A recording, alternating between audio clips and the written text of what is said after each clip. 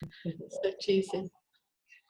Hello, everybody. Welcome to Channel 27. If you're new and don't know me, I'm Heidi Vandenberg, and I do Vedic astrology. I call myself a Vedic life coach. And today we have Trisha G, who is a fabulous numerologist.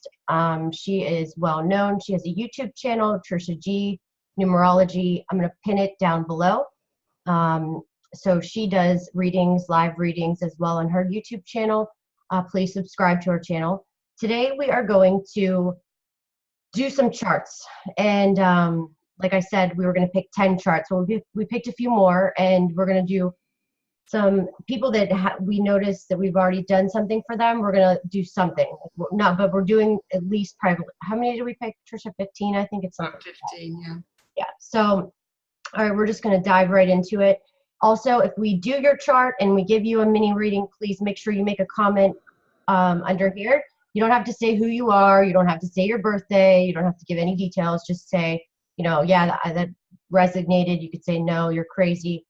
Make sure you check that birthday. Make sure just as a disclaimer, number one, if you didn't give us an accurate time, because there's a lot of charts here that we're doing that they're right on the border.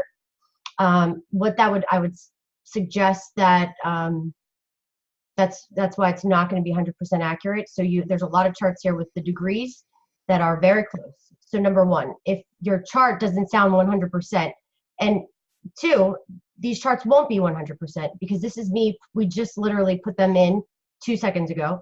We went through. So normally when I do a reading, and I'm sure Trisha too, we do some research prior. We, investigate things before. We don't just do these on the fly. So we're just pulling charts up, giving a couple key bullets of what we see going on, going to some transits, and Trisha's going to do the numerology. So we kind of just mold them together and try to give you what we can in just a few minutes. Trisha, how are you doing today? I'm doing really good. 2018 is off to a flying start. Oh, no, yeah. I mean that. Happy New Year. Yeah, and Happy New Year to you and everyone else. Yeah, 2018 is, touch wood, is going good for me. Good. Yeah, there's people coming like from the outside in, but I feel, optimistic about life. Okay, well, this definitely, we're starting with Violet. Yeah. I'm gonna pull her Violet Flame, the card that just flew out for me that I got for you is the Six of Swords. Six of Swords. So what are your thoughts on that, Trisha? Well, that to me is the card of, it's interesting, we're both using Cyrene Marsetti's cards, but slightly different decks. That's someone who's either moving away from negativity or needs to move away from negativity, like leaving the dark behind. Because that card is a card of someone who's like, either are you running away from things and not facing them, or do you need to, get away from toxicity or something that's not good for you? Yeah. In a nutshell. Did you pull a card? And I've got the 10 of Wands, so that's to me someone who maybe 10 is completion in the cards. So to me, when I look at that, it's someone's carrying a heavy load on the back. Maybe people are dumping their stuff on you. You need to let go. But both cards also indicate a move or wanting to move. So I don't know if you want to move home or need to move. They're both cards of movement as well. But you could be carrying some burdens on your back or your shoulders. So I feel something's not very nice maybe happening around you, linked to, or somebody's not being very nice to you. Yeah. That's what I would get from those. Okay. And she is in a huge spiritual growth year. Actually, she's coming out of that now. She's going into a karmic year. She's going to a year 8, so that's karmic, which I'm in at the minute. It's justice, karmic, and power. Sorry, I'm trying to find something that I needed, but I don't know where I put it. So she's going into a very powerful year of needing to, this is the year to aim as high, aim as high as you can. This is for Violet Flame. Because her birthday's February, so it's really going to start to kick in now. But it can be a year of what goes around comes around, so. Okay. That doesn't mean that it's bad for you. It can be if other people have not been very nice. Justice can be done or will be done, let's say. Thanks for also doing a little distracting here. All right. Now, I thought I'd fill in just while you were doing that. All right, so we have 9975. Okay, we have that one, right? Managed person 9975.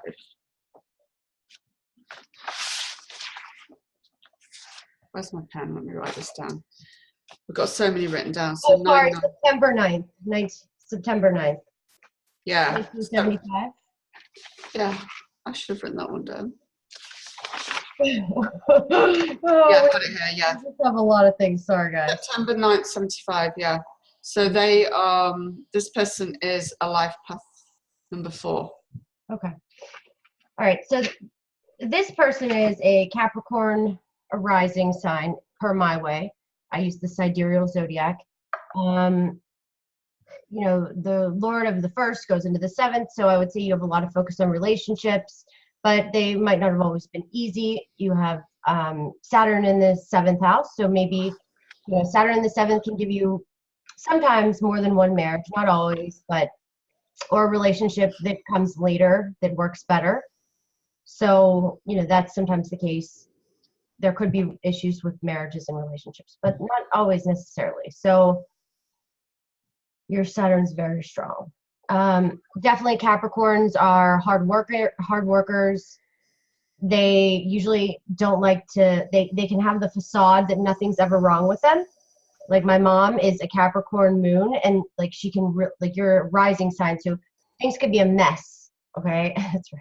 Things could be a mess, and you're gonna literally still go to work, act like nothing's wrong, that type of thing. So hard workers, thinking practically always, very critical. You just want things a certain way. That's your ascendant. Your moon is in Libra, so you really want balance. Your moon is in Vishaka. Vishaka is sometimes a little troublesome, and just because this nakshatra can have, give a lot of personal breakthroughs. So sometimes there can be some obstacles and hurdles. Your moon is in the 10th house. And so I would say you're very creative. You're like with your work, and, moon and Vishaka sometimes can invent things as well. Designers, very good at, designing things and trading, good salespeople, good business people. And I would say that, there's definitely something with money. You have Ketu and Mars conjunct, but it's in Taurus and Rohini. So Mars is in Rohini, Ketu and Kritika. I have Mars and Ketu in the first house. I suggest you to watch some of my videos. And when I talk about Mars and Ketu, you kind of have that same conjunction, but yours is in the 5th house. So I'd be curious to know if you have any kids. You have Saturn in your 12th house right now, so be very cautious with expenses. There definitely going to be some change. And you know what? For everybody watching this, just because we're on number 1, I highly suggest you go through and watch, because there's a lot of trends here. I know like the first 3 charts we have are all Capricorn, so maybe we'll say something different, for the next. So Saturn in your 12th, endings can definitely be, for sure, there's some endings going on right now. Definitely possibilities for career advancements and opportunities, so that's good. But a lot of focus and shifts in relationships. So if you are married, then there could be you could be tested. If you're not married, then you could meet somebody, but it just depends. So big changes, Ketu and Rahu in your 1st and 7th, it's a big changing year for you. Go ahead, Trisha, you're next. It's interesting because when you say about this person's very, like, talking about Saturn and Capricorn, life path number 4 is akin to Capricorn, which it's just so apt when you were reading that out. So this lady is a life path number 4. So like we said, it's akin to Capricorn. They're usually rocks of society type people. They like structure, need structure. Financial security is very important. That's their path in life, to have financial security. Right. they didn't need to learn to be flexible, because fours are often very rigid. And I've noticed this physically about them as well. And isn't Capricorn ruled, the spine ruled by Capricorn? Is that right? To do with your bones and structure? Let me see. I would say, yeah, your knees, joints, bones. Yeah. Mm-hmm. But what I found with number fours is they can, unless they've learned this, is they physically can be very rigid, or if they've got lots of fours in their charts. My son's a 444 and he isn't very inflexible in his body. But if you think that reflects in your mind as well, your body's reflection of your mind. So it's something they need to learn to be able to relax and be flexible. Because they often have trouble really relaxing, being able to go to sleep. And I've just seen this in people's physical bodies. They can have quite rigid spines, or if they've got fours elsewhere. She's got 9 birthday and a 9 attitude. So that's the humanitarian, global consciousness. And when somebody's got lots of 9s in the charts, they usually, like my life path number's a 9, but I find these people probably had it quite hard. The 4 is, they often all say their life has been hard. They're hard workers, but life even feels hard work to them. So I'm going to say that, you know what, I want to make a comment on that too. Good point, because that's true with the Capricorn. I'm pretty sure my mom is too. Hard worker. And I've noticed even with Capricorns, there can be a lot of long chronic illnesses too. So like things that they have to deal with, they'll live a lot, I mean, they'll still push through it. But there's a lot of like hardships with that kind of stuff as well. So that's definitely true. And like you're always taking care of somebody. Yeah, they're like, that's why they're rocks of society. People will lean on them because they're like I'll be the sensible, sturdy one while everybody else is like causing the drama, and you're being the rock for people. That can happen. And plus she's got the 9s there. So, right. she, you know, which are very, very different numbers. But yeah, I'd imagine she's probably been through quite some stuff, this lady. She's in a year 1 until about August, September. Because you still look at the 2017 energy if you've not had your birthday. So 2017 was a global year 1. So her attitude numbers are 9. So you'd add the 1 to that and you get 10. So it's obviously a 1. You take the 0 off. So the second half of 2018 is going to be an 11 year for this lady. So this is personal development is key for us all this year, but someone like this lady, personal development is key. Inner work, you know, not being stuck with the old ways is like, this is your chance to really go for it. It's illumination, like higher consciousness. But if she doesn't do the personal development this year, she's going to really struggle. But it's going to really help her if she can do inner work. That's really important for her. It is for us all, but someone that's in personal year 11 and a global year 11, that's going to really help you. And it's about helping wake others up as well. But doing it for the right reasons, having integrity with it. So yeah. Okay. We're only on. This is just half the chart. Obviously, if you had a full chart done, you get all your numbers from your names and everything for anybody watching this. We're just, obviously, Heidi's giving a quick overview, and this is like a bit of a quick overview. Yeah. All right. So next person, we have 2573.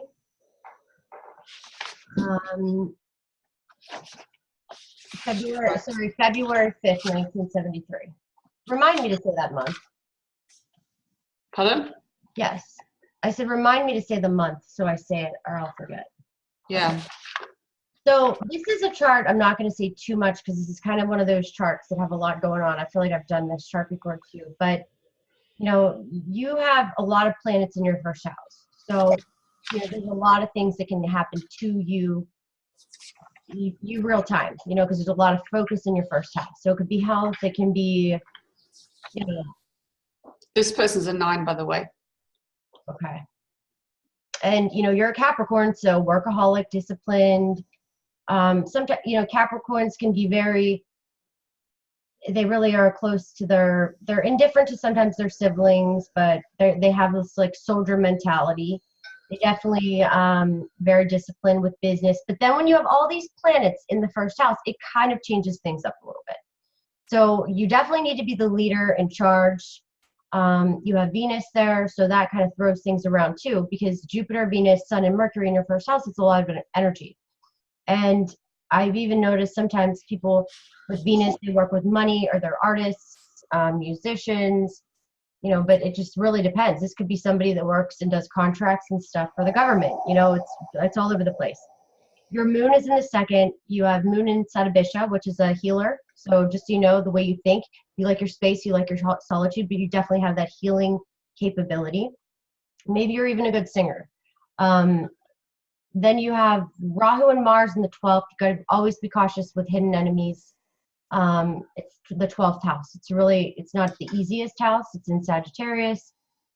This is definitely a rough house to deal with. Like, there could have been a lot of things that happened to you when you were younger. So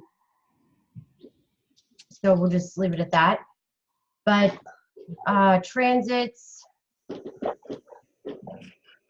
Okay, so you're same exact thing that I said for the other woman. Big changes, big shifts, big changes. Watch out. You have to watch out for hidden enemies, from people that could try to steal something from you. Make sure you shut off all of your curling irons, straighteners, stoves, just because Saturn moving through that 12th house, it can be great for real estate, property things, possibly, or foreign things, but, you know, definitely can be expenses. Also, if you have any brothers or male figures in your life, be careful with that. Let me see something.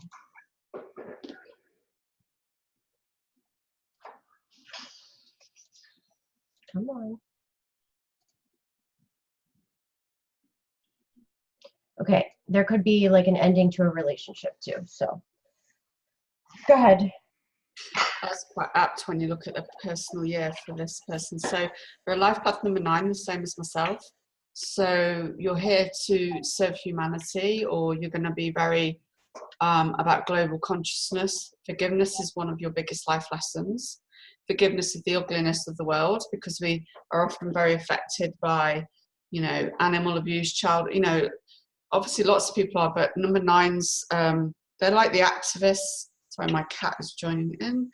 They're the activists of the world often, and you know, think Mother Teresa, Gandhi, people like that.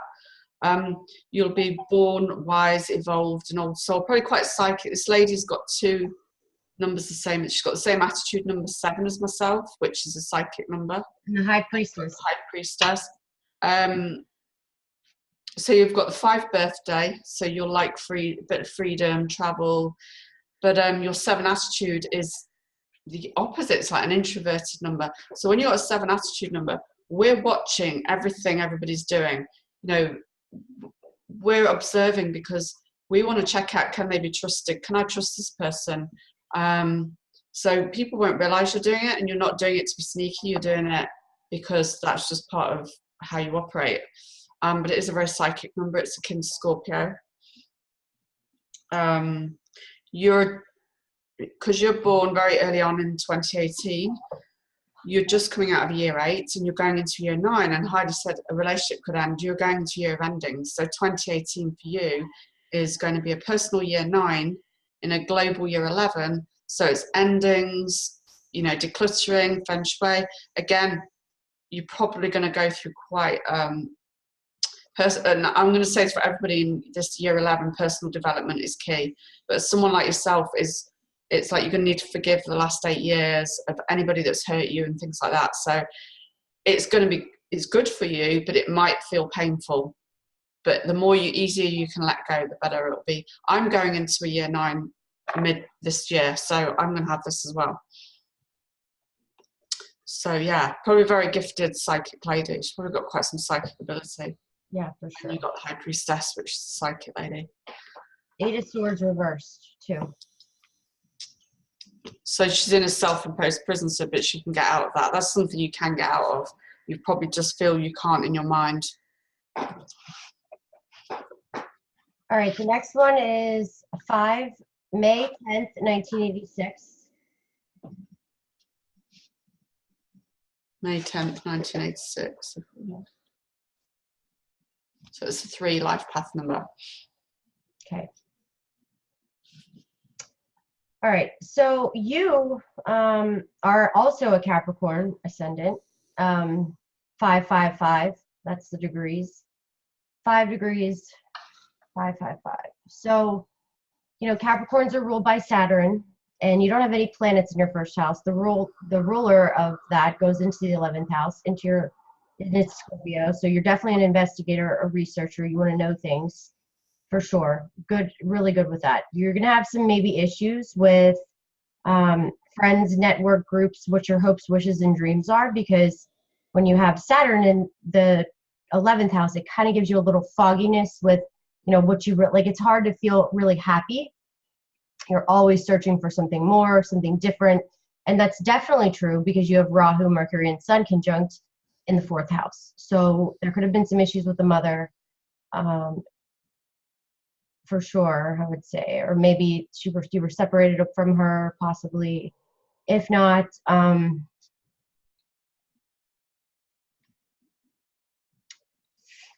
your moon is in Taurus, so you really, really, really want security the way you think. You really want, sorry, I'm trying to send a picture of something for the next show we're doing. You really like nice things, okay? Nice stuff. You worry about money. There's probably a lot of people that are jealous of you, women, especially. 1, 2, 3, 4, 5. Just so it goes into the Mars in the 12th. You definitely have to be cautious with 12th house things, for sure. You could like investigating things, like I said, but you also have Mars in the 12th, so that can give you hidden enemies. It's self-sacrifice, hospitals, jails, prisons. So either, you do real estate for a multinational company, or, you could be in law enforcement. You could like law enforcement, but here's the deal. Your Mars is in the nakshatra of Purva Shada, which is ruled by Venus, so it's a little bit different. It's all about like higher beliefs, but it could go, depending on which way it goes, it could go either way. You have K2 in the 10th. You need to work for yourself. You're always going to have this issue with being happy, working from you need to balance home life and work life. That is your obstacle. So you could run into hurdles between those two different houses. And that's all I'm going to say on this. This is another one of those charts that goes a bunch of different ways, needs to be studied a little bit more before. You're definitely an artist, though, artistic, or, maybe something like that as well. Creative, good salesperson, good speaking capabilities.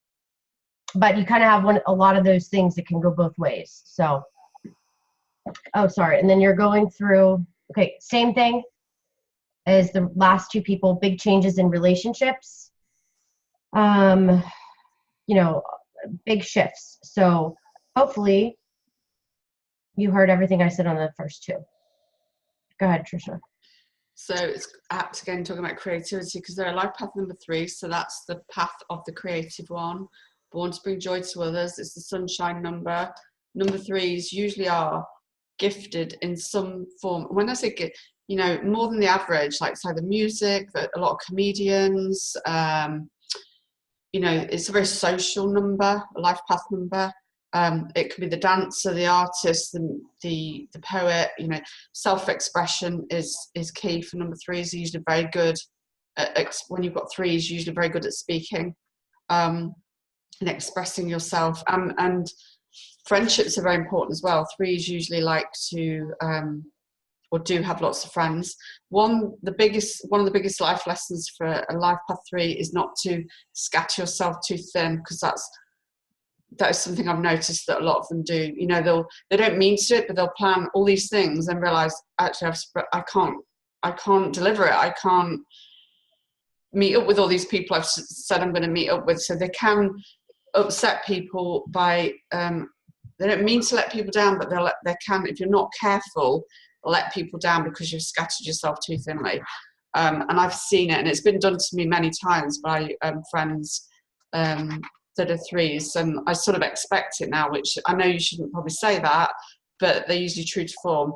But they're probably one of the best friends that you can have, 3s. They're usually fun. Your attitude number is a 6. So that's the healer, the teacher, the counselor. Is ruled by Venus, and I heard Heidi mentioned about Venus. So that's beautifying, that's a very creative number. That's beautifying yourself, others. You may be good, you know, with beautifying a home, or, you know, even like, you know, makeup, you know, beautiful, you know, makeup, or like beautifying a home, things like that. Anything to do that's ruled by Venus. So you're in a year 7, but you're going into year 8. So you're in a year of introspection, spiritual growth, of part of this year 11, and then you're going into a personal year 8, which is, like I said before, karmic year. It's justice and it's empowerment. So it's aiming as high as you can for the second part of this year. So you probably need to look at money though. 3s often aren't very good with money unless they've got other things to balance it out, or they've learnt that lesson. Because they live in the now. That's why they don't really always plan for the future. Some do, but it depends on their other aspects. Okay. That's what I'd like to say about. Good. All right. So next one is March 6th, 1950. You're right on the border. So if you would have been born, you know, if they recorded your birthday wrong, this whole thing will change. Okay. So There are 6 life paths. Okay. Interesting. All right. So I'm just going to go by the type of person you are to the world. Your first house is how people see you. It's your ascendant, your lagna, however you want to call it. It's definitely, you know, I believe it's the most important part of your chart, because it's like it's basically your vehicle in this life. So you're driving the bus, you can make decisions better, but still it's going to be, you know, your health, it's going to be what happens to you real time. And this nakshatra is it's in Taurus and it's in Aries. So it's called Kritika. It's intense. They like to say it's like it's like the passionate crusader. So definitely somebody that's very intense, that is really critical, cutting wit, funny, smart ass, somebody that just, you know, can kind of jump into things, analyze things at depth. And this particular Pada is extremely hardworking, you know, so, but your first the ruler of the first house goes into the 9th. So, you know, there's definitely probably a lot of belief things that you've gone through in your life, lots of change ups in your beliefs, your higher knowledge. It's been really, you have Jupiter debilitated there. So, you know, you could have believed something and just wanted to know things, and then it got changed up. You probably really like to travel, or you would like to travel. And then your moon you have a heavy conjunction. So I'm going to keep this pretty like as brief as I can. Okay. Because you have the moon, K2 and Mars conjunct. I'll just say that there's a lot of things going on with the emotions. Okay. It's also in the 5th house. So the 5th house is creativity, all about creativity. It's your children. So I'd be curious to know if you had children. This is controlling, you know, because it's in Hasta. Hasta is controlling. Now it's probably somebody that's really good with their hands, somebody that's really good in business, a great chef, somebody best boxer, could be like the best boxer, somebody that's even a good writer, somebody it goes all over the place. Investigator, somebody that takes all the details of, could be cases, it could be money things, just analyzes everything. Like I have K2 and Mars in my chart, not with the moon, but this is somebody that needs to know everything, like everything.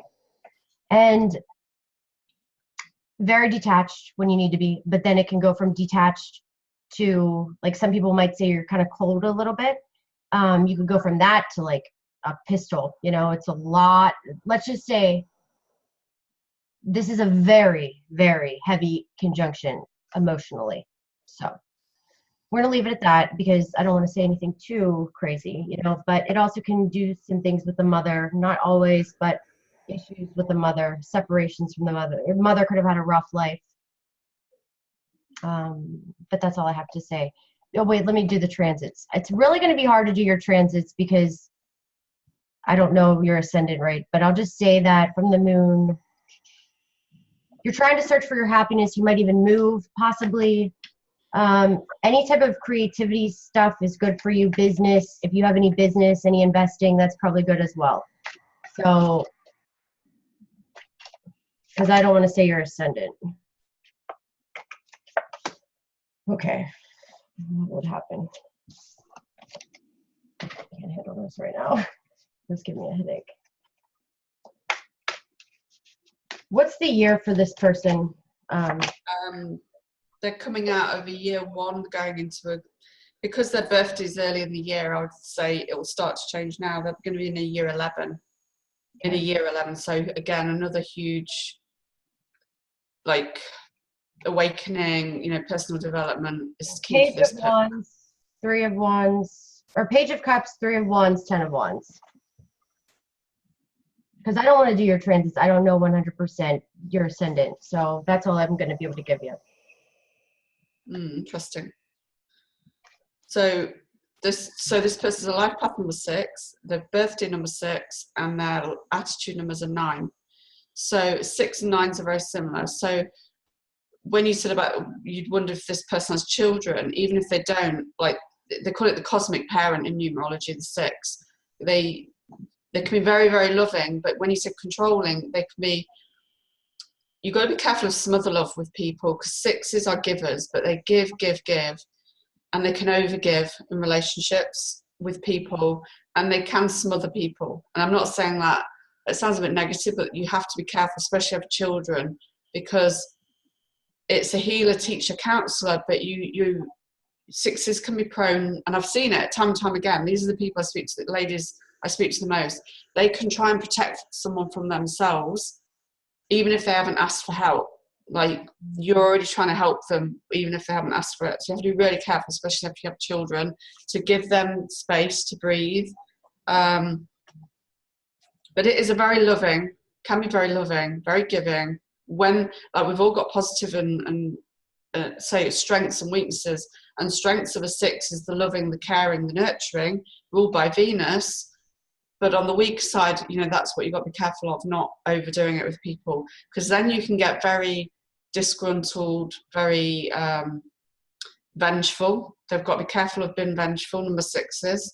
We've all got that flip side. We can be extremely, have positive traits, but we've also on the flip side got, and the 9 attitude number, which is my life path, on the flip side of that is ruled by Mars. So you have to watch for aggression, you have to watch for having a temper, but on the positive, you can be truly humanitarian, So the first impression people will get of this person is the 9 attitude number.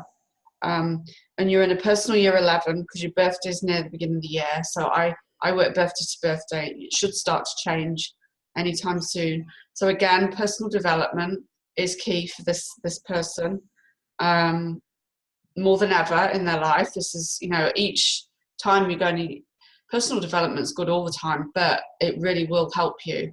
Watch for your psychic ability going boom this year, heightened intuition particularly. I said this age group, anybody that's going to be in a year 11 who has got 11s in their chart, I feel their psychic ability and awareness is going to go boom.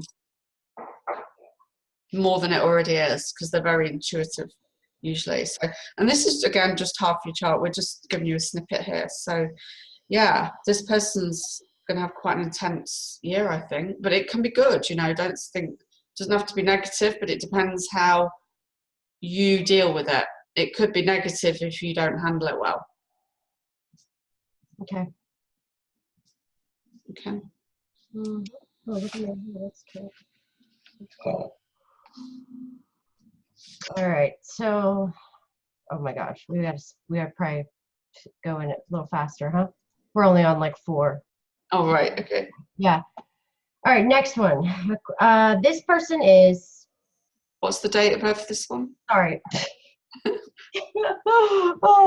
It is October 26th, 1987. Okay. 7. So this person can wear 2 masks. All right. 1 minute you can be one way. It's the man with 2 faces. You also revealing the past, present, future. Very somebody that's very psychic. Somebody that could be interested in doing magic, magicians, even, you know, sacrifices, not like it doesn't mean you sacrifice people like, you know, sometimes we talk about on this channel, but I'm just saying you definitely have that energy that's the healer. But if you don't get a hold of this, it can go different ways. Okay. I'm not saying that you by all means, but the moral of the story is, I would say not necessarily on you. You don't have any planets in the first house. The first lord goes into the 10th. Hard worker. You probably struggle a little bit with a career, or maybe it came a little later in life, but you're an investigator. Okay. It could be just you're a hard worker. You have Saturn in the 10th. So Saturn in the 10th actually tends to do extremely well. What's this number? 7. I've 7. had 7, same as you. Surprise, surprise. It's funny how I asked that, like right when, you know. So you're very psychic, you know, like I said. So you also have Rahu in the 2nd. So sometimes there's a little bit of an imbalance with, all right, you have Rahu in the 2nd, Ketu and Mars in the 8th. So there's not, I can't go too in depth with this chart right now because I'd have to have a reading with you. This is one of those charts that are, not saying it's bad by all means, but it could have been a lot of issues in your life that you had, a lot of transformation, a lot of disgrace, changes, issues that, you know, made you who you are. Sometimes it can be, you know, divorces, it could be endings. Mars and Ketu in the 8th is very intense. Okay, I have it in the 1st, but mine's like exalted in Scorpio. Being in Virgo, this can be harsh. Okay, people try to control you. Maybe you try to control people. It could go both ways. And I don't want to say something that, you know, is not the case. So you definitely would be one of those charts that I would study prior to doing the reading. But the moon in Mula in Sagittarius, so an investigator, researcher, obsessed with knowing the facts, truth. I mean, you could even just be just a very good psychic healer. So, and this could all be completely, you know, what I just said. But usually the psychic, the healers go through some big changes and transformations. They don't just like wake up one day and say, oh, I want to become a psychic today. Like usually but you definitely can talk to things. Like things will channel to you for sure. Okay. And transit wise, K2 in the 12th, endings, letting go. Okay. Will be changing things. You might really like your space, your solitude. Definitely you could just be changing up your beliefs a little bit. So this all ties in with the life path number. It's so apt. This is good. Well, and you have the star, Aquarius, so that's good. So I think it's going to be positive things for you. The Emperor, these are all upright, okay? And the 7 of Pentacles. So I think for you, it's positive. Like this doesn't sound very negative. So hopefully you're just going to do some introspection. You're going to really like weed out people that aren't supposed to be in your life. You know, I think that you should have positive things happening in your life. So. Okay, so yeah, I would say very psychic. See, life path number 7s often, like you found Vedic astrology and you said that if you haven't found that thing that lights you up, that really gets, you know, how passionate Heidi is about Vedic astrology, when 7s don't find that thing, they struggle, they can be cynical, they can feel lost. I hear this time and time again, but the ones that found it, you know, 7 is very psychic, it's akin to Scorpio. You've got a 9 attitude number, so you've got that psychic ability there as well, the wisdom. So if you found that thing, then that's great. If you haven't found it, then you probably won't feel like you fit in at the moment. If you haven't already, this year could be the year, because in the second half of this year, you go into a year 11, another one that's going into year 11. So again, personal development's key for this person. Watch your intuition and psychic ability go boom. But 7s do have to be careful they don't be the lone wolf. They can isolate themselves. It's quite an introverted life path number. So you just have to be careful of that. But 7s can settle down later in life, properly settle down, I mean, as in a relationship. You know, you might not find that right person until later in life. That's quite common as well. So yeah, quite a gifted young person, I would say. But yeah, just watch for the sheer going boom, as in your personal. And if any of you that's in year 11, particularly, have got a spiritual based business, or you're an astrologer or a psychic, this is the year. But make sure you're doing it with integrity and for the right reasons. This card here, envy, too, that's like you need to really focus on the positive things in your life. Mars and K2 conjunct. It's just the Debbie Downers. I'm just going to be honest. Like, we are about as pessimistic as they get. We're just waiting for the shoe to drop. We can worry about shit till our heads fall off. So, that's sometimes it's one of our greatest gifts, but it's also one of our enemies as well. So, just sometimes it's good to just sit back, take a breather, and realize some of the positive things that you have. That's what I try to do. Mm-hmm. Even though it's very easy for me to go back to like the negativity in life, because there's so much around us and nobody can fool us. So yeah, and that's another thing, when people are lying to you. I mean, I've got 2 7s elsewhere in my chart, but even life past 7, when, and you've got at least 2, Heidi, when people are lying to you. You just know, natural psychologists. So, and that's probably because we've played every trick to the trade, but you might not have.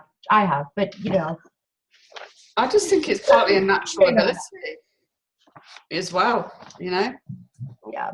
Okay. So next. August 12th, 1982. Okay. So this person has something very, very interesting, something I have. So you probably relate to a lot of the things that I say because you have K2 in the first house, okay? K2 in the first house makes you definitely feel like you don't fit in half the time. You definitely feel like an outcast. You feel like, you kind of dropped from outer space.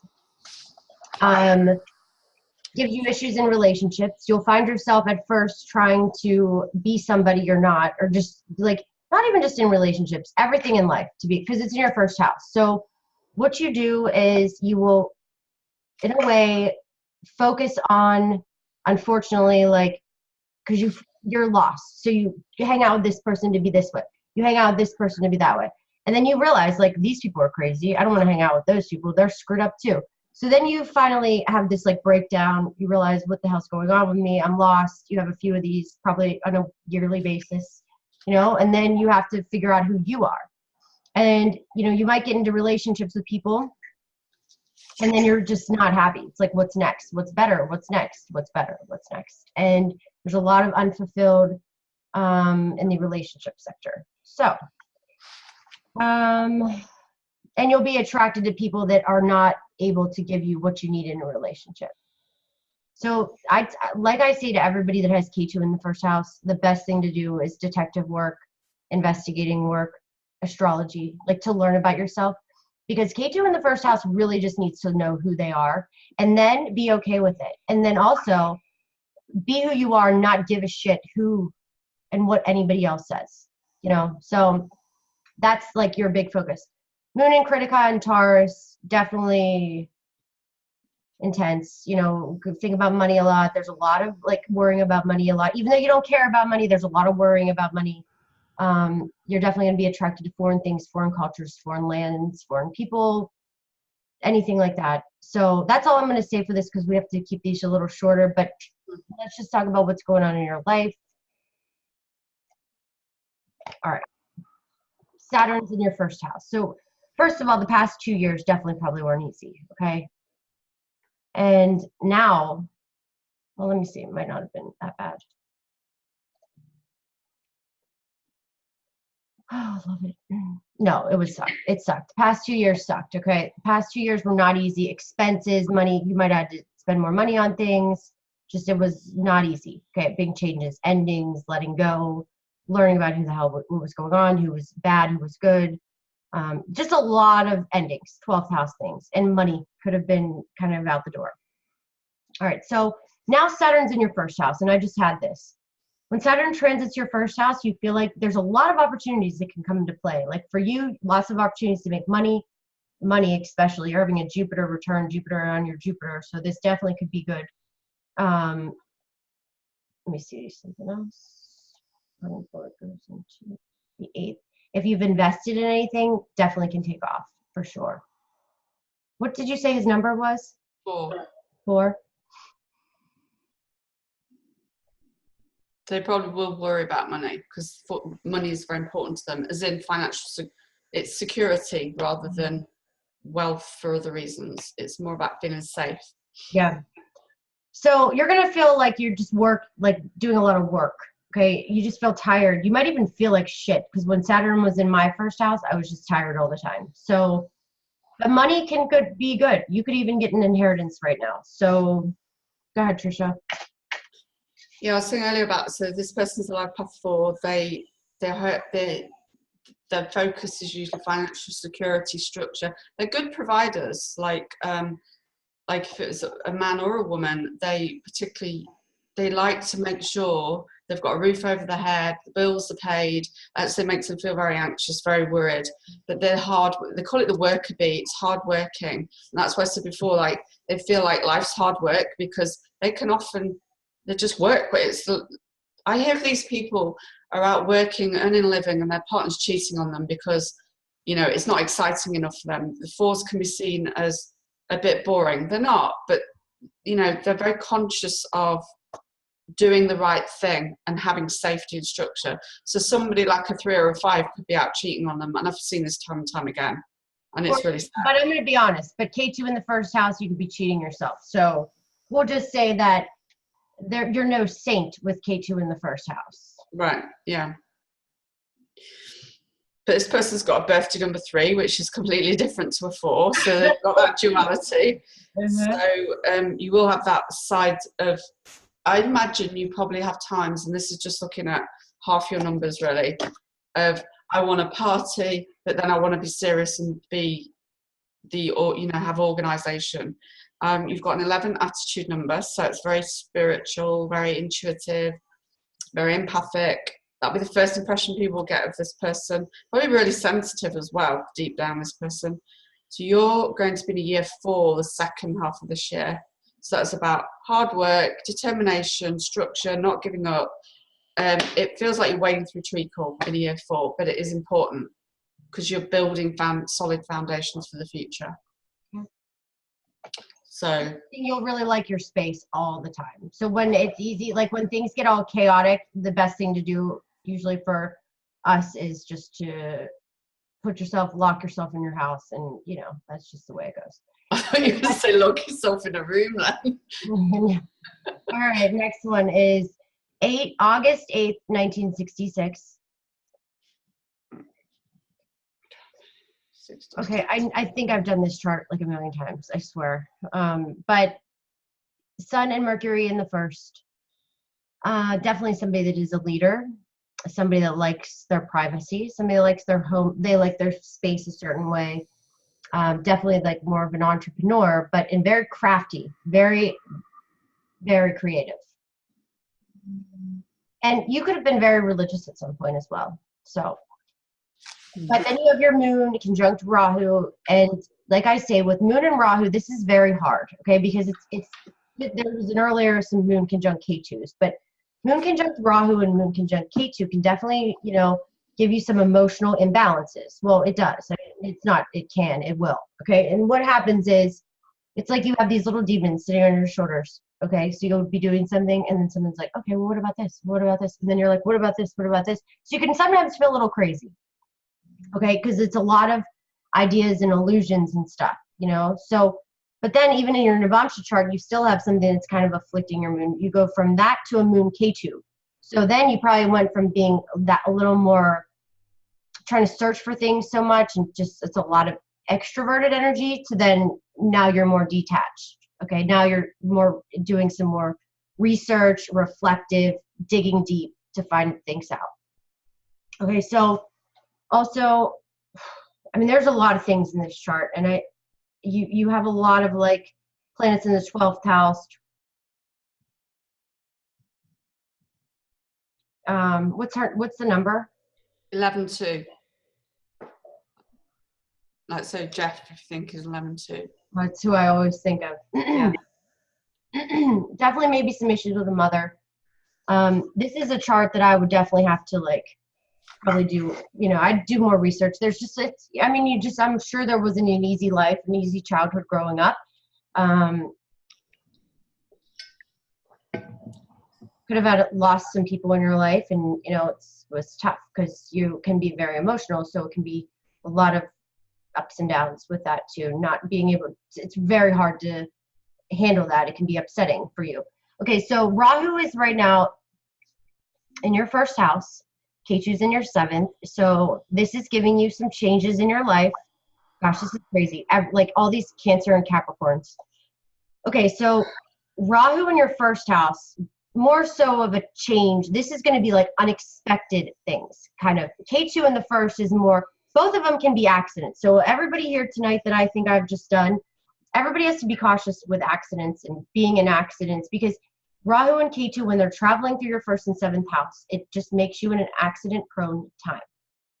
Okay? Whether you be in a car accident or just maybe you fall. I mean, it doesn't have to be like always a car accident. It could be just like you walk outside, you hit your head off of the door. I mean, something stupid, like this is, I have a bump on my head up here from this. I have this in my first house, so I always dealt with this. It also can do some things to your health but this is conjuncting your sun. So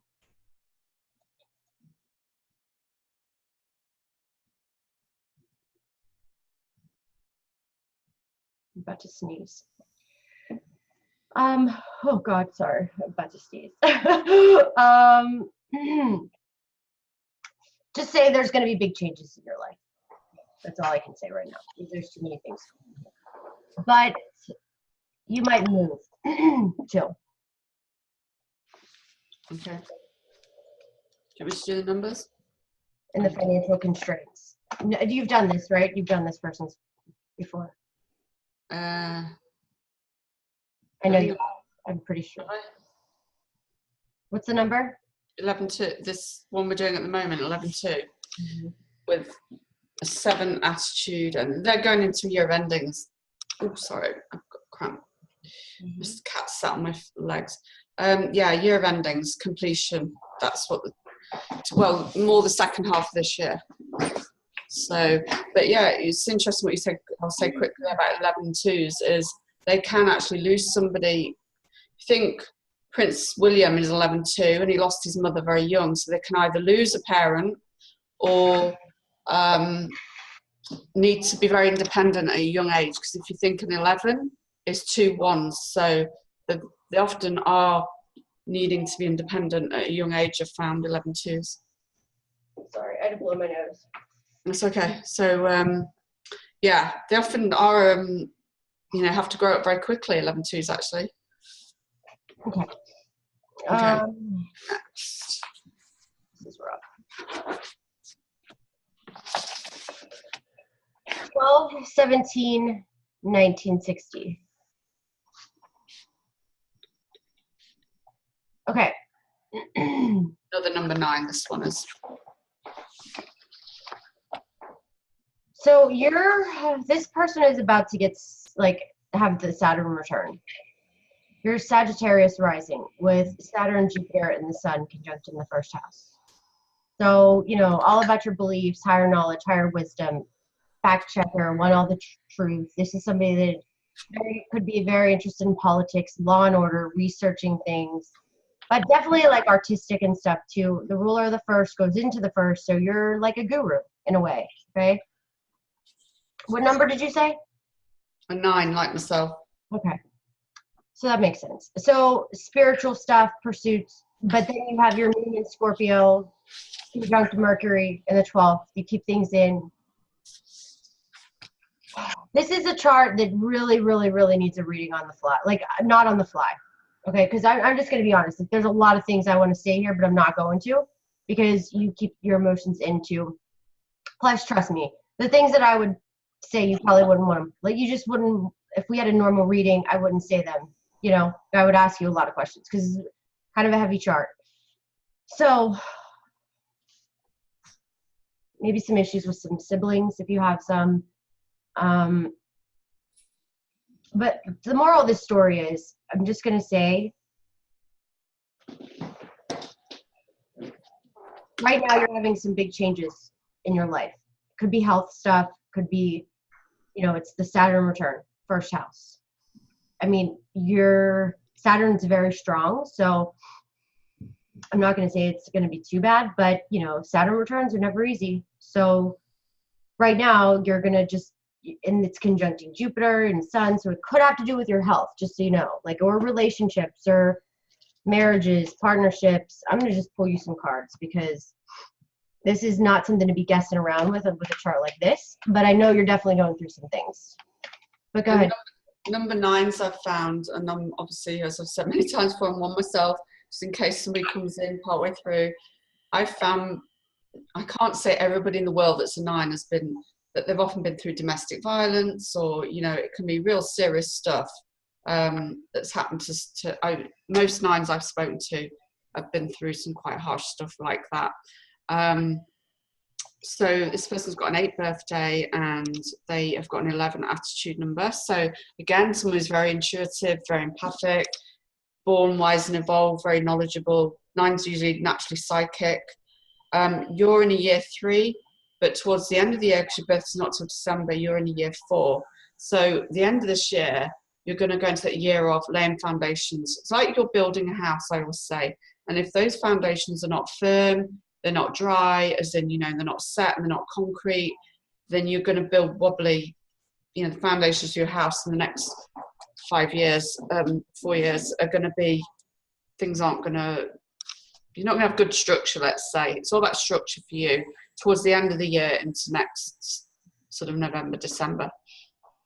But yeah, I'd imagine this person's been quite through some stuff. Yeah, big time. The storm is over. The storm warning card is good because it means the storm is over. So, and it looks like it had something to do with a legal party because we have the contract card, document signing. So it looks like something's coming to fruition in your place.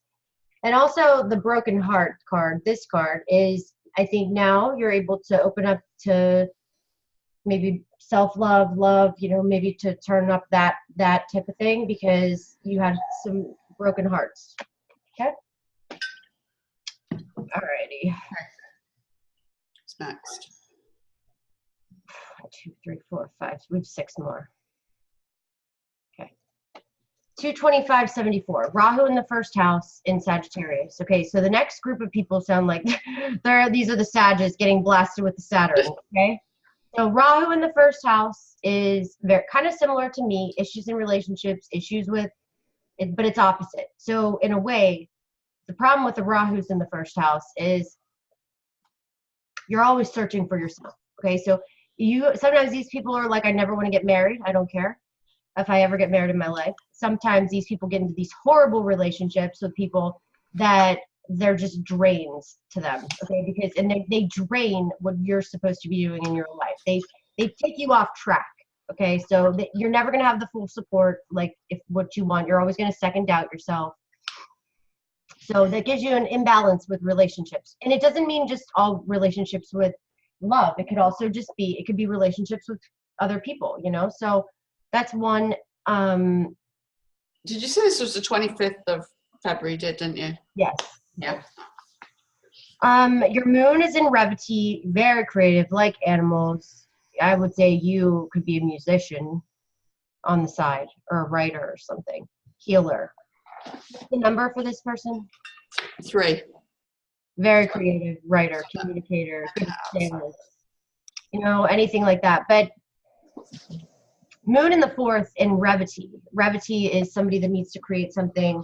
I'm not even going to tell you what you need to be doing. You probably have so many ideas and so many inventions and so many things you thought about doing that, and this is, you need to learn who you are on your own. Nobody's going to tell you what to do. So that's what happens when you have Rahu and Ketu in the 1st and 2nd. You need to learn how to be you and not worry about what I say, what Trisha says, or you need to use your creativity because you're very freaking creative. Okay. That's the best thing I can say to you. And I'm just going to pull you a card. The Thinking Woman. Go ahead, Trisha, get started a little bit. Yes, they're very creative, this person. Will live in the now. You'll teach people how to live in the now. Like I said earlier, if you listen to somebody else, it was a number 3. Very sociable, want to bring joy to others. your 9 attitude numbers. So you've got a 3 and a 9. They're both 3, 6, and 9 are the most creative numbers. So your first impression of you will be the humanitarian. You know, you'll care. I'd imagine you care about people, but you know, probably again been through some stuff yourself.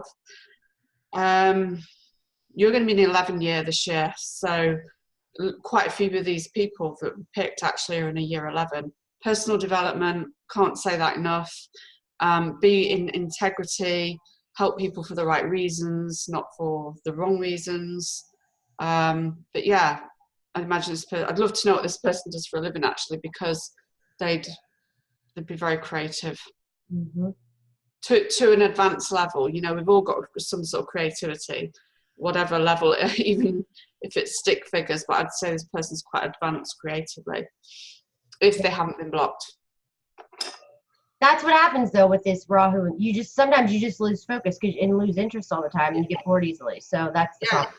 That's the biggest, one of the biggest life lessons is focus. The more you dig deep about your skeletons, the more you'll find yourself, I'm just letting you know, the more you dig deep and remove the past and remove the scars and all the pain and all, it could be stuff that you don't even know about from a past life.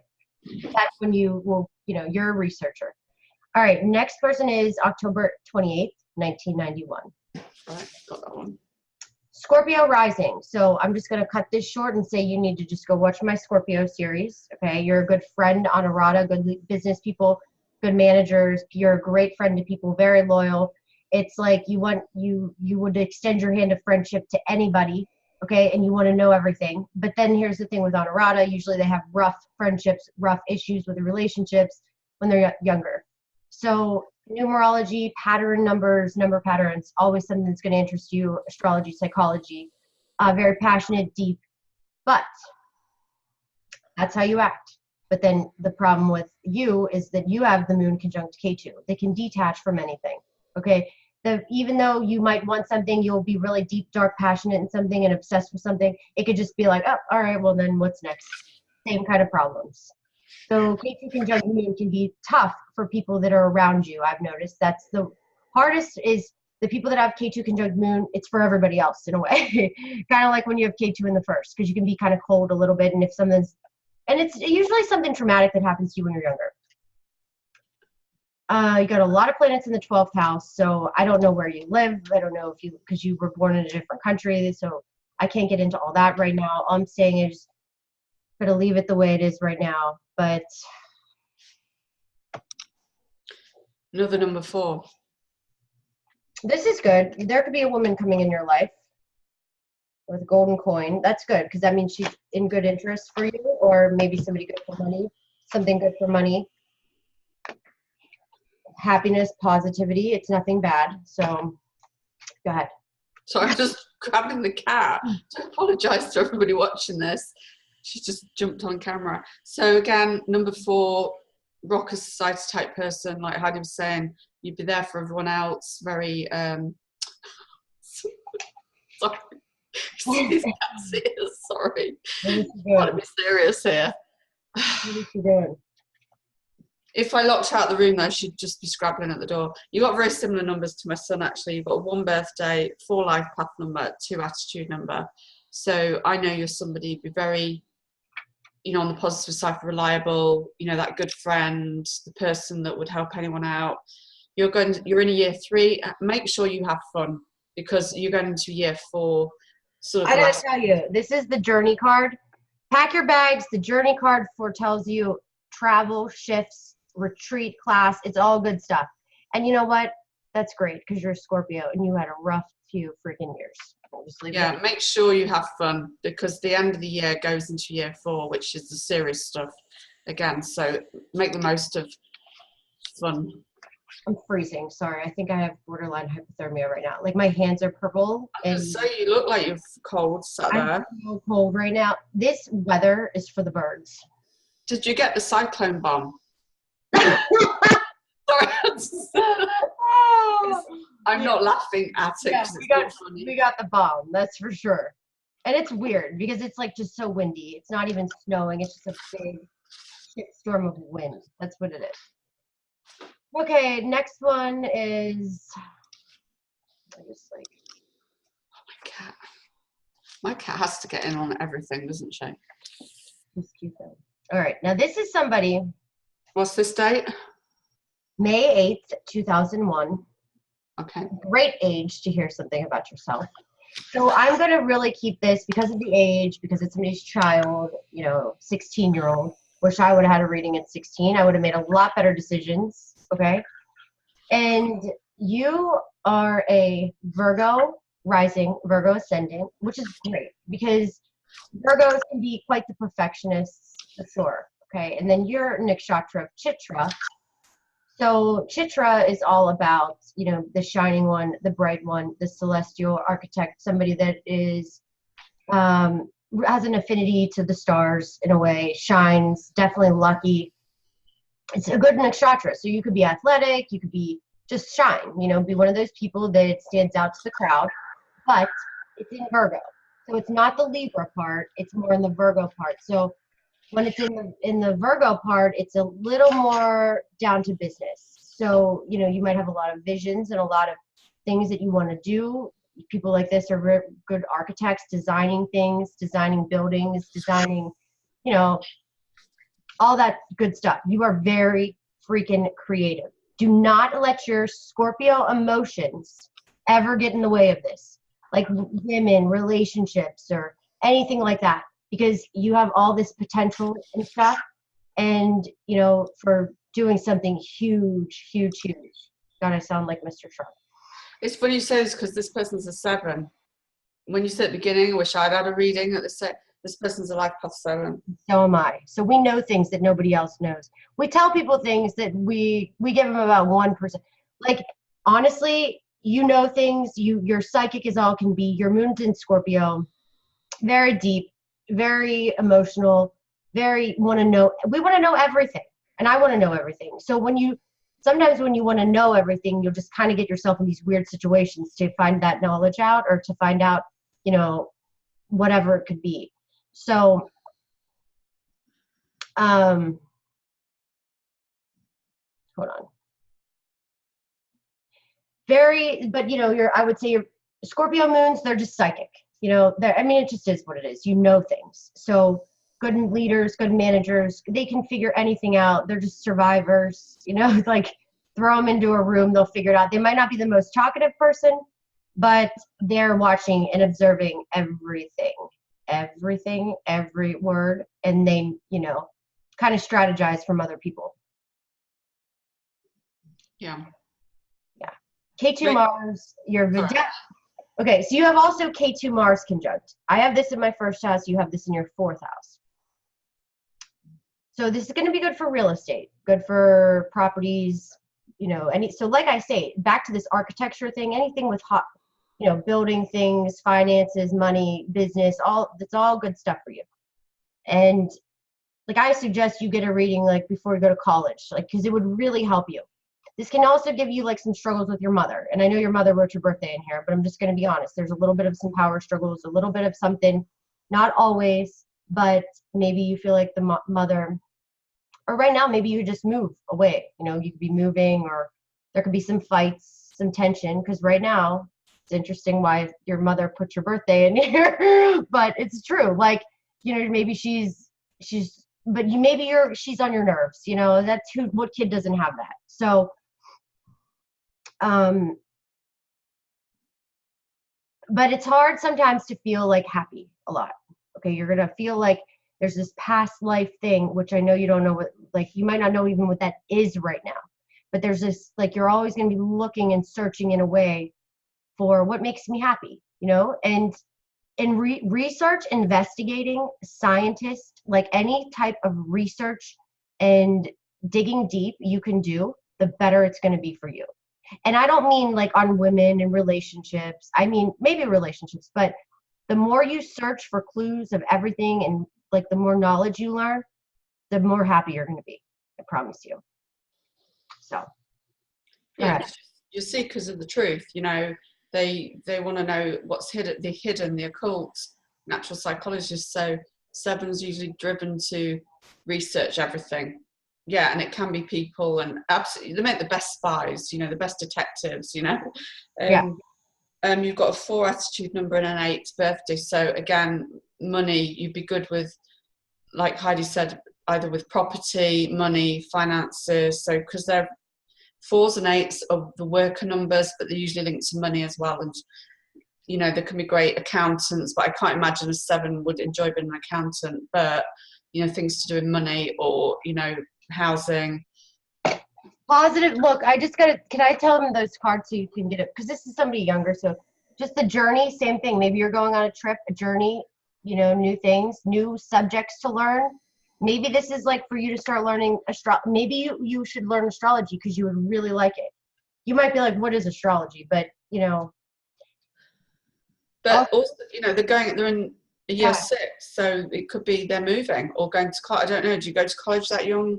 Not typically. No. No, not really. But you definitely could be moving. Saturn in the 4th. Saturn in the 4th, Ketu in the 5th,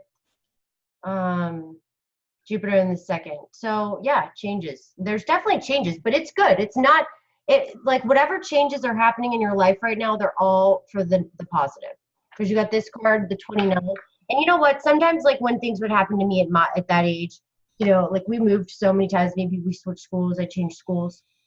I always thought it was like going to be the worst thing in the world and ended up being the best thing, So this is the man in the picture looking out over the bay, a beautiful sphere, the earth rotating. This card is reminding you to expand your vision to some broader options. The world is too wide. There's a lot to consider. In modern age technology, this could be referring to creating or expanding to a global network through internet or social marketing or social media. So, you have, then it says you have unlimited resources. So the world is your oyster. Get ready and gobble it up. You are very creative. So like in your 10th house, you have Rahu in the 10th and Ardra. If there's any computer stuff you're really good at or interested at or good at, I mean, this is like positive things. It's never too young to start investing, start creating things. My God, when I was 16, if I would have done other research besides boys, my life would be in a different spot.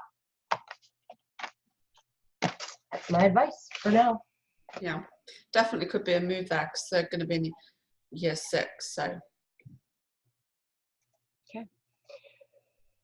All right. Next. We have. I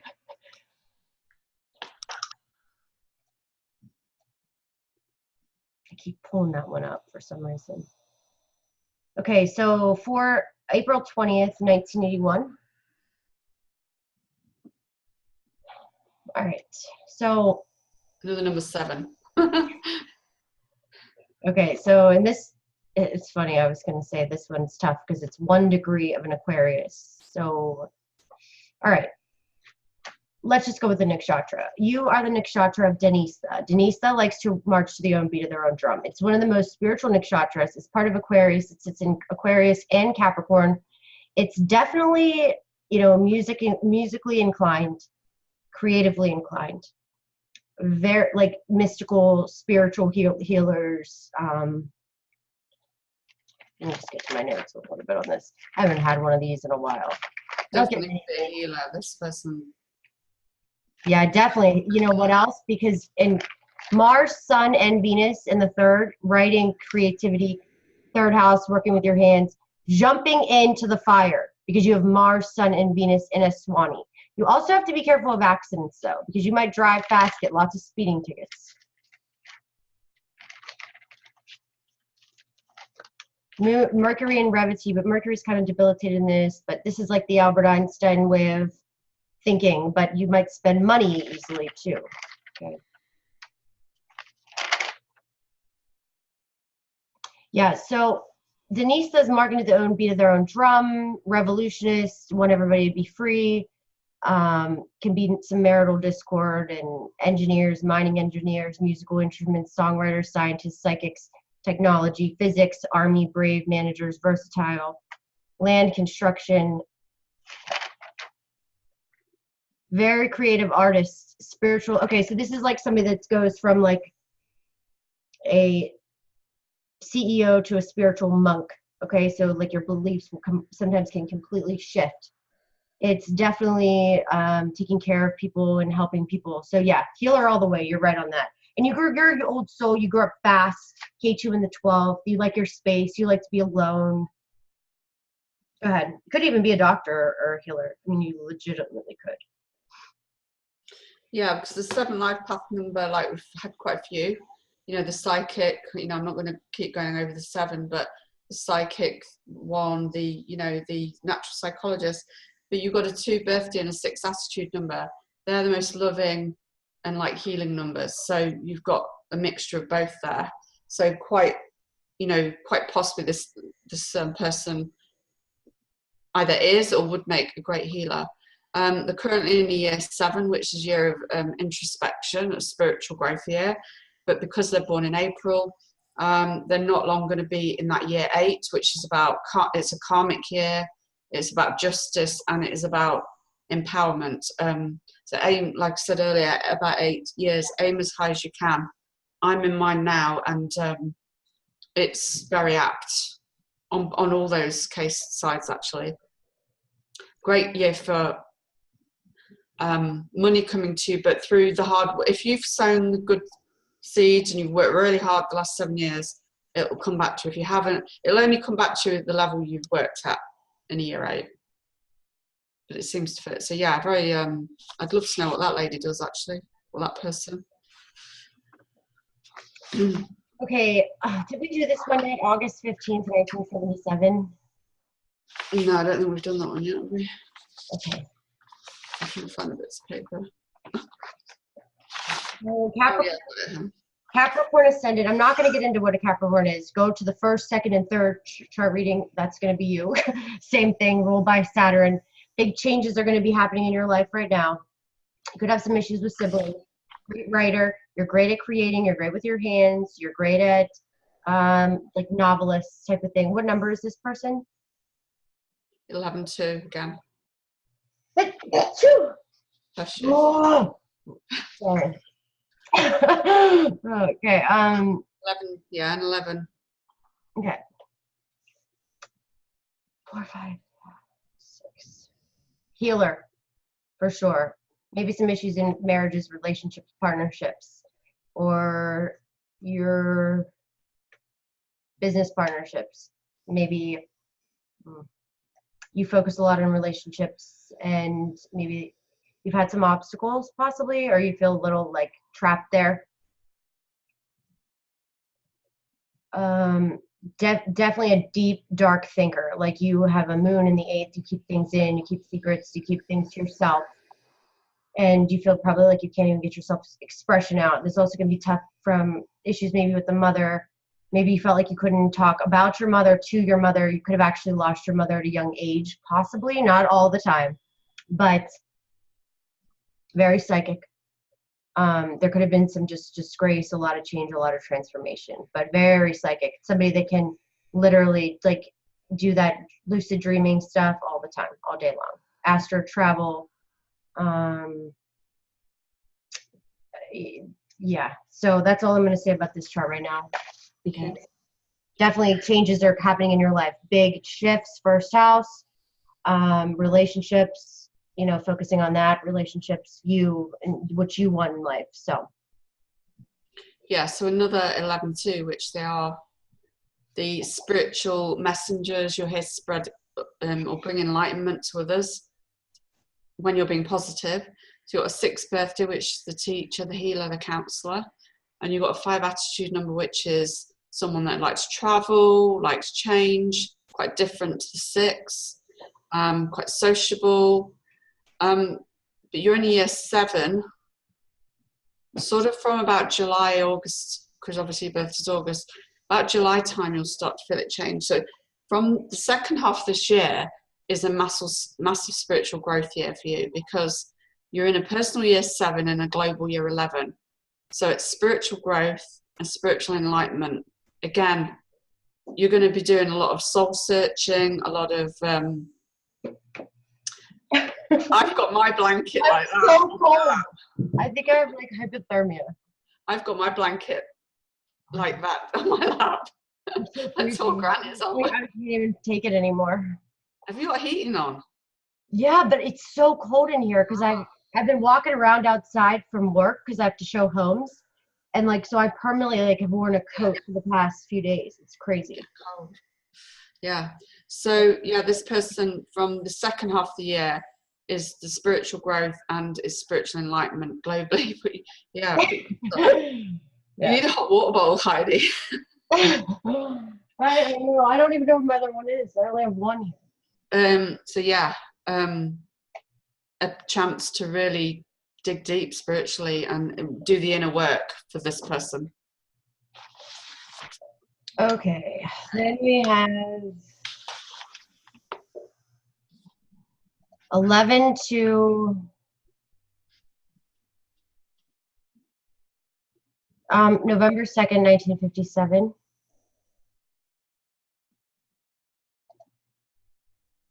Okay. This is not a chart. This is one of those charts. Okay. There's a lot going on in this chart. This is an 8. All right. So, all right. I'm like, all right, where do I? This one is a lot to say, right? Because you are either very successful, like so successful that it's just, through the roof, successful. Gemini ascendant, very good with communicating. Definitely Ardra Nakshatra. So that one can be, this is like the software, technology guru sometimes, not all the time. Definitely somebody that can like change things and rebuild things. Like this is somebody that wants to fix things, but it does it kind of in a destructive way. So there can be a lot of things that happen in your life that are necessarily not the easiest to deal with. Okay. So either there's some issues with kids, possibly. I mean, this is like a lot to say. I mean, you could have lost a child, you might not have kids, but you might be a phenomenal writer and, researcher and business person, somebody that can create things and do things and fix things. But then your moon is in a nakshatra that's definitely can be a little two-faced, good at business, good at, creating things, making things happen, but it's very psychic. What's the number 8? God. That's the CEO, the visionary, the boss, but they have got. Okay, that makes sense. So yeah. So you're definitely like, money orientated. Usually. Yeah. I mean, that's what it's got to be then. But even though like money will come to you, but then maybe you just don't really care about it. There's a lack of feeling like your dream, like it's hard to figure out what makes you like your hopes, wishes, dreams. There's kind of like a void. So I guess that's what makes CEOs the way they are. Power, they want power. They're good speakers. They're good businessmen. They're good leaders.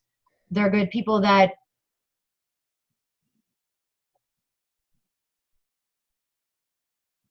Okay, that's it. That's all I can say for you right now, because this is a chart. You have like 6 planets conjunct in one house.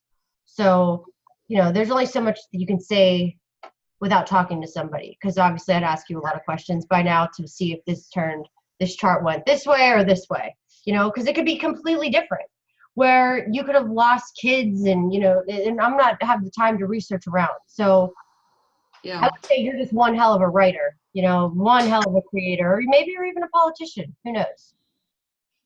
And 8s can have money. They've got the ability to generate great wealth, but they can lose it. It can go the flip side with 8s. They can lose a lot of money, but they can also have the ability to earn it back. It's the workaholic in numerology.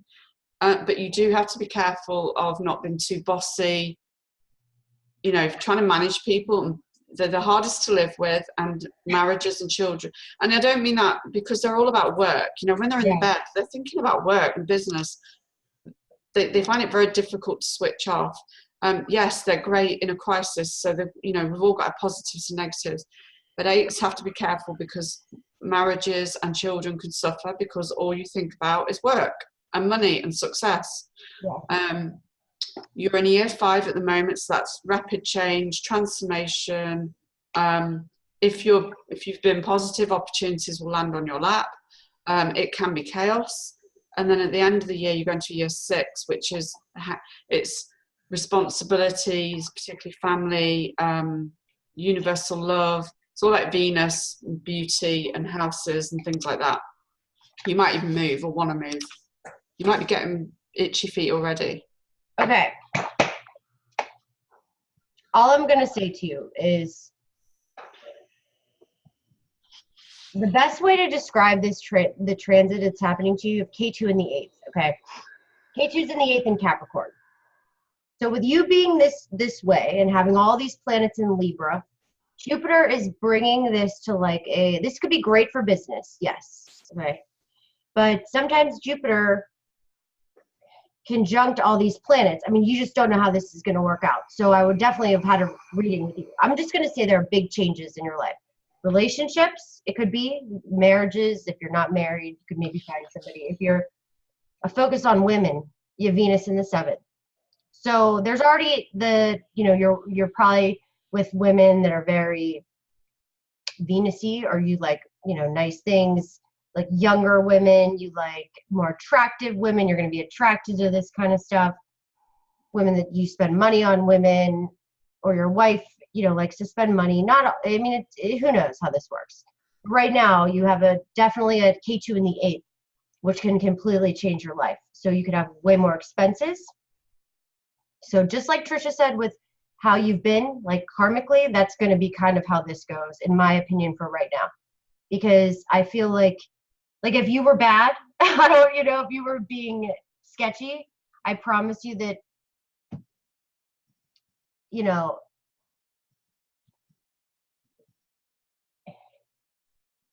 10 of Cups reversed. 7 of Wands reversed. Just blockages, isn't it? Blockage in love and home life, and. But then the Sun, so that's good. Yeah, and the Sun comes out. Yeah, that's good. So I mean, I don't want to jump to conclusions. I would say it could be good with business. Maybe some relationships could end. So, definitely would probably not be a bad idea to get a reading, because there are a lot. I think anybody who wants to go deeper in their chart, whether it's numerology, and it's not to sell you a reading, but if you want to go deeper, you need a reading. Right. This is nothing. The real readings are over an hour. Surface. These numerology profiles, they're 38 pages long. That's why I did that Donald Trump one. Right. Probably upset a lot of people, but some would have because I just want to show people the amount of content that are in them. Yeah. Yeah. I mean, Trisha's numerology readings are way more than your life path number 7 or your life path number 8. Okay. We're giving you something. So, and we did it so nobody can pay for the super chats. Okay. This is why we wanted to do these, because I always like to do the free readings, but now that people super chat, we have to. There was one flying out. Strength, Wheel of Fortune, 9 of Swords, Knight of Swords reversed, 4 of Cups.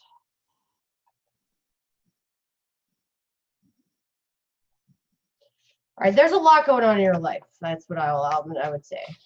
We'll just leave it at that. You want to pull a card for this person? Yeah. I don't know why I feel like this is necessary right now.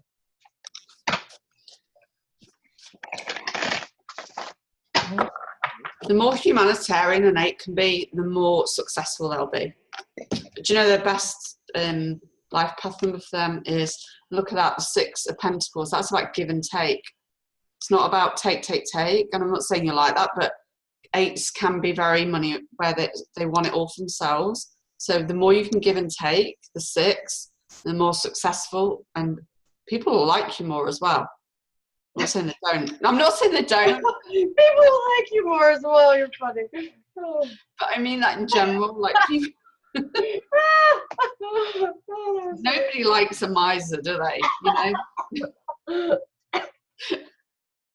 Oh my God, that was funny. I don't know this person personally. I know, but you kind of, he has one of these charts, that like, you could be kind of a little, I just struck with all these cards. You know what I did? One side was one way and the other side was the other way. So irritating. Oh, I had to sort my other deck out earlier because I had cards look the same, and I'm not used to this deck. So it's like, okay.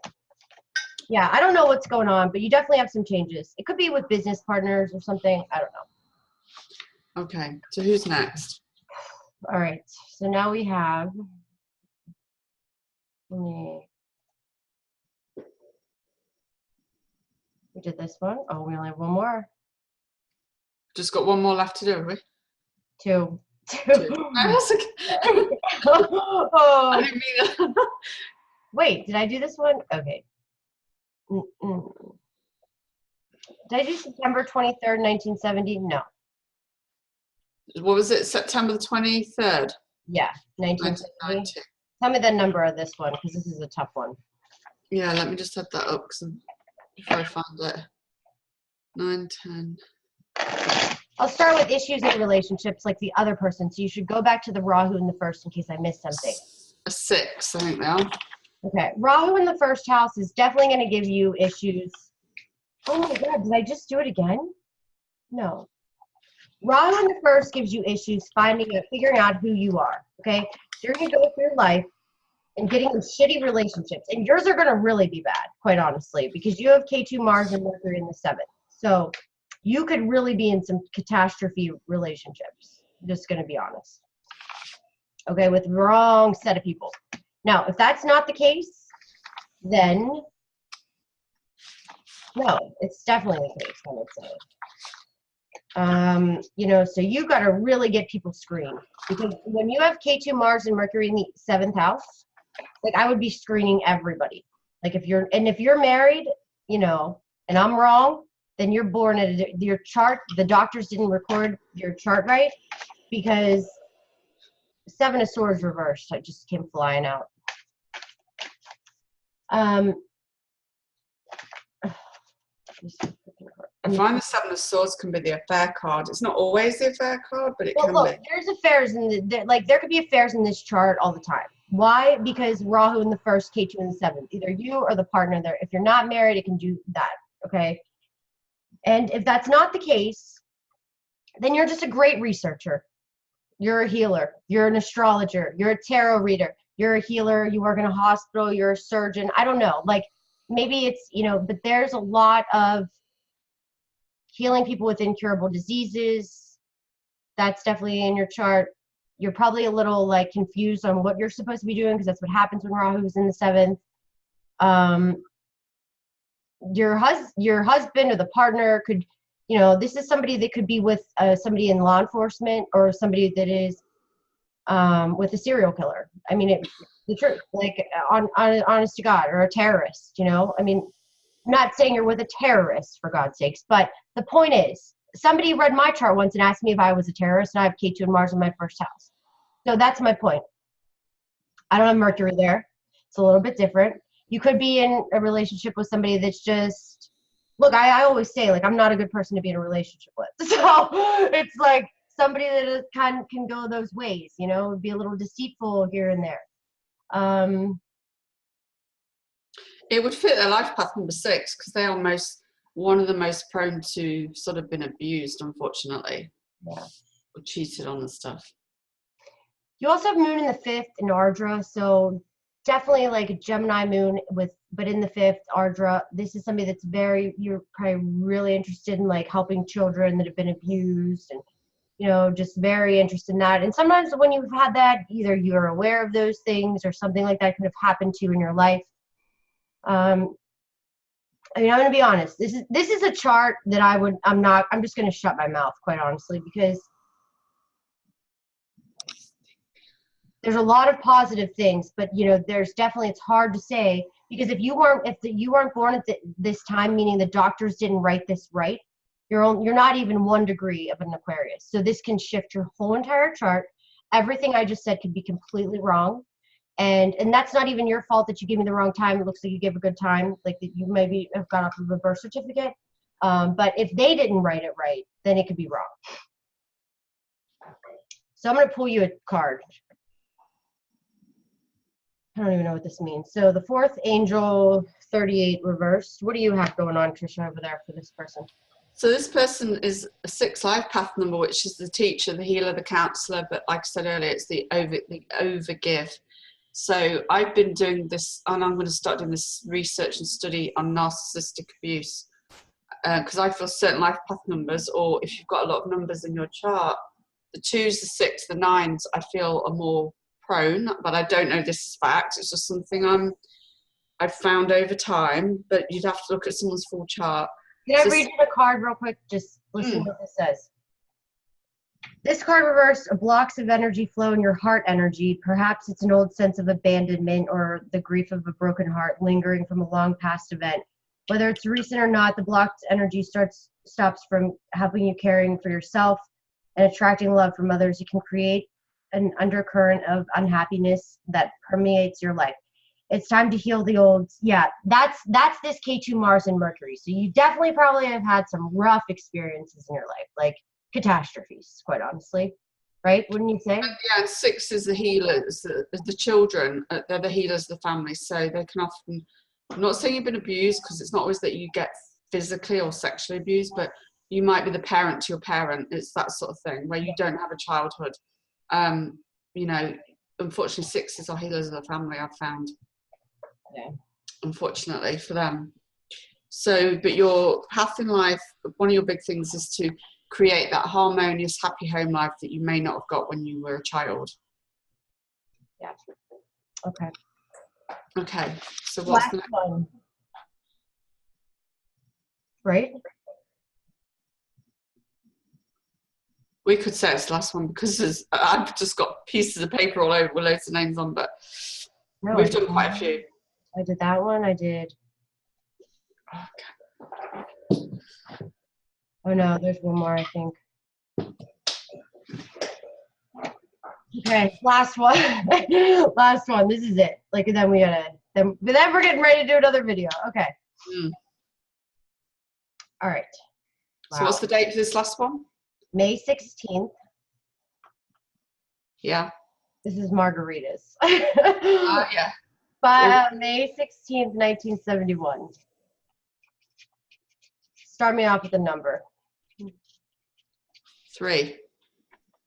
Makes sense, because you're a Leo, okay? All about using your creative self-expression. And when I think of a 3, I think of a Gemini, because it's the 3rd house. It's the Gemini, 3rd sign. That's the Gemini. And that's the 3rd, like, that's all about using your creativity anyway. So, and communications, right? And that is what you're here to do, using your creative self-expression. Your ascendant in the nakshatra of Uttara Falguni, which is all about karma, going to work, relationships, working with your hands, being good with working with your hands as well. Writing, doing paralegal work for the government, like anything. It could be somebody that's really good in HR, somebody that is, because your moon is this is like the hard worker. Why? Your ascendant is in Uttara Falguni. It's in Leo, but it's in the nakshatra that's in close to Virgo, so it's like that cusp. So you're going to get a lot of Virgo energy, which is like the hard worker, the detail, critical, type of person. You're a researcher. 1, 2, 3, 4. Jupiter in the 4th and Scorpio, all about researching things and psychology of things. You're definitely a good teacher, leader. Mars, Moon, and Rahu, though, in the 6th. Like, you very well could be a healer.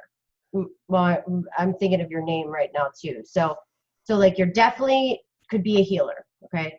But to get to that healing point, that psychic point, you have K2 in the 12th and you have Rahu in the 6th. So this is somebody that grows up fast, kind of has some upheavals when they're younger. They're living their last life. This is moksha. So K2 does great in the 12th house usually, but when it's in this, sometimes there's a lot of you want control. Emotionally, there's a lot of you trying to control things, okay? So, but it's also somebody that could be like a counselor, somebody that helps people that have gone through domestic issues or from very chaotic situations. Like, when I see this chart, the first thing I think of is Charles Manson has, I know that sounds horrible. Charles Manson has his moon, Rahu, and Mars conjunct, okay? But I don't think Charles Manson was probably, like, maybe there's a part of him that really was trying to help those women, right? Thought he was really doing the right thing or whatever. So it's somebody that does, that gets very, and it's in Sravana, which is the good listener. People will tell you all kinds of things. I mean, you really could just be a counselor for people that have been abused and stuff, or a doctor, for sure. And then you've got your 9th house. You have Venus and Mercury in Aswani. You're definitely a healer, that's for sure. Sorry, Go ahead. Go, you're up. I was trying to get the cat on quick. Sorry, look. No, you're good. Hey, kitty. Go ahead. She has to be part of the show, look. Okay, so yeah, a healer they can often be a healer through their art or their creative talents. That's how they heal, threes do. Yeah. So this person's got a 3 life path and a 3 attitude number. So, you know, Okay. you've got at least 2 3s there. So you may be very creative and that's how you, so I could just see skills. Yeah. Well, let me tell you one thing. You're very practical. Like the way you think, the way you are, like, you know, I want to say, well, I pulled you some cards, the Strength, the Devil, and the Ace of Wands. Too. I pulled a card as well and got the 7 of Swords, so I'd say they have to be a bit careful, especially with that Devil card as well. Is there someone around them that's can't be trusted? And let me tell you, right now, you have Rahu in your 12th. So on conjunct K2. Hidden enemies, enemies behind the scenes, unexpected people that do bad things. Now, if you did something bad, you could get in trouble too. You know, it goes both ways. So, but this is literally definitely watch out for people. But you're going to reflect, go internal a lot. Like this is a big. Now, if you work at a hospital, you might just have a job change of a career. You know, I mean, it's like, I can't say this is another one of those charts that is, you know, a heavy chart that you can only say so much with a reading like this. 10 of Swords. Stabbed in the back, let down. So this person's going to be in a year 5, which is all change, and can be chaotic. And 3s, one of their biggest life lessons is to reduce drama in their life. And you've got at least 2 3s in your chart. So this person will need to eliminate drama. Even though you don't want to be in, like the moon, power struggles with the mother, power struggles with women, males. This could be just people that have problems with the law. You know, I mean, I'm just being honest. All right. Didn't I just pull this for somebody else? I swear to God, I just did. Which card is that? The 38, but it's upright. So yeah, you did. An 11. Okay. This upright indicates that you now have a greater readiness to receive love from others as well as from yourself. It also indicated that there's a much needed healing from a previous broken heart taking place. That can be definitely making sense too. Self-compassion, self-talk. Know that as you do, the light from your heart will center, shine, irresistible. So that's positive. So you probably are healing. You're going through a healing stage, which totally makes sense with that. Walking away, number 27. Let's read what that means. Go ahead, Trisha, keep going. No, I was just going to say, I've really finished. This person's, you know, in a year 5, well, there will be in a year 5 soon, which will be about change, transformation, can be chaos, but it can also be on the flip side. It's about mixing, mingling, magnetizing. You need to stay grounded in a year 5 more than normal. And 3s need to stay grounded. Okay, this is what you need to hear.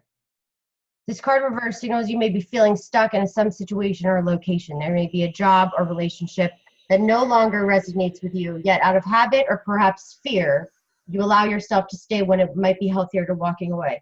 Habit and being familiar are compelling forces that often cause people to ignore their intuition and even dishonor their genuine feelings. And that's another thing. You're very intuitive, but it's so practically grounded with being in Capricorn. It's very hard for you to sometimes tap it. This time is an honest investigation.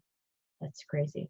Consider all the factors in the present situation. Perhaps timing isn't quite right, and there may be some purpose in staying a little while longer. Don't deceive yourself about motivations. However, fear-based decisions don't often work out in your highest interest. You may be stuck in a long-term personal habit or unhealthy pattern.